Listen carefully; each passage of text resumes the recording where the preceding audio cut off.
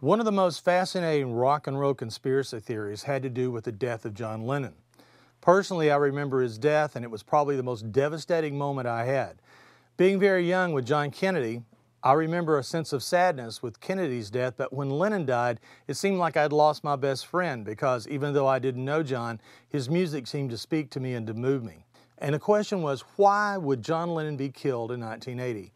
He had left his recording basically behind to become a house husband.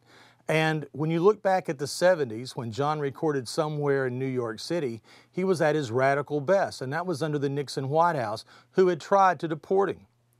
However, in 1980, this is the John Lennon who was happy watching the wheels go by, from Double Fantasy, a father proud of his son. He didn't appear to be a political threat.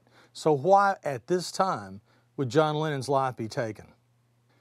We know that the Carter administration had given John and Yoko safe refuge in New York, and John felt very much at peace by walking up the street, talking to the many onlookers, and he felt like he had really nothing to protect him. However, one deranged gunman, Mark David Chapman, had made his way from Hawaii to stalk John Lennon and kill him. Now, what would be his reason? He claimed that he wanted to protect the young minds from John Lennon's poisonous theories of imagine that there's no heaven. And for that reason, Mark David Chapman sat by the door of the Dakota and waited on a vigil in which he would be the killer of the man of peace, John Lennon. He befriended a number of Lennon's groupie friends who always were there saying hello to John, and I suppose that John thought that another onlooker in the crowd with people he knew would be perfectly safe. As a matter of fact, on the day he died, the album Double Fantasy was pushed in front of him by Chapman, and Lennon signed it.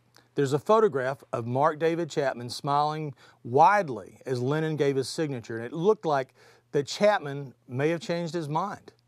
But he didn't. He came back and he waited. And later that night, when John and Yoko left the limo to walk into the Dakota, John hears the name Lennon. And as he turns around, 5 shots are fired, and John Lennon was struck down. Lying in a pool of blood, the doorman comes up and he says, "Do you know what you've done? You've shot John Lennon." And Mark David Chapman calmly puts the gun down, takes out his copy of Catcher in the Rye, and starts to read until the police show up. Now, a number of people remember the movie The Manchurian Candidate, where you had a killer who was brainwashed, that when he saw a playing card, he went out to take his target. During the making of the film Manchurian Candidate, the Cold War idea of mind control of assassins became something the American public could believe. And when the film came out, the idea that a playing card could trigger some post-hypnotic suggestion to send a killer out to do the work of the government. Well, was Mark David Chapman a mindless Manchurian Candidate? Some people believe that the book The Catcher in the Rye was the target. In the film Conspiracy Theory, Mel Gibson had an obsession by collecting hundreds of copies of the same book. So, John Lennon's death, why 1980? Think of this. When Reagan was elected president, what other member of the counterculture was left that if he became politically active, could he go out and raise large concerts of hundreds of thousands of people to preach what was wrong with the political theory of the time? Was he a threat? We may never know.